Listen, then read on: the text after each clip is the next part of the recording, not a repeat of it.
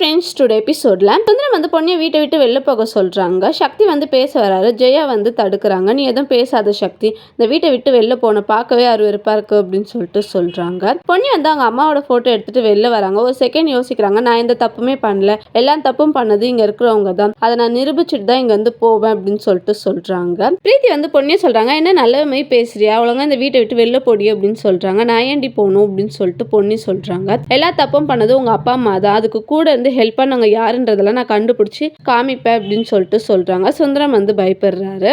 ஜெயா வந்து என்ன ஆயுசுக்கும் இங்க இருக்கலான்னு பாக்குறியா அப்படின்னு சொல்றாங்க. பொன்னி வந்து சொல்றாங்க, எங்க அப்பா கடை நிறைய வாங்கியிருந்தாரு, அதுக்காக மைனருக்கு கல்யாணம் பண்ண வைக்கிறதா இருந்தாங்க. அந்த கல்யாணத்துக்கு தான் சந்திரசேகர் மாமாவும் சக்தியும் வந்தாங்க. எங்க அப்பா இறந்தப்போ சந்திரசேகர் மாமா தான் எங்க கூப்பிட்டு வந்தாங்க. உங்களுக்கு பிடிக்கலன்னு தெரிஞ்சதுக்கு அப்புறம் இல்ல மாமா நான் வெளியில ஸ்டே பண்ணிக்கிறேன்னு சொல்லிட்டு சொன்னேன். அப்படி இருந்தா மாமா கட்டாயப்படுத்தினால தான் நான் இங்க இருந்தேன். சக்தி வந்து பிரீத்தியை லவ் பண்றான்னு தெரிஞ்சதுக்கு அப்புறம் சக்தி வந்து சந்தோஷமா இருக்கணும்னு தான் நான் நினைச்சேன். பிரீத்தி அவங்க அப்பா 4 பேர் சொல்றதை வச்சு சொத்துக்கு ஆசைப்பட்டு கல்யாணத்தை நிப்பாட்டினது அவங்க தப்பு.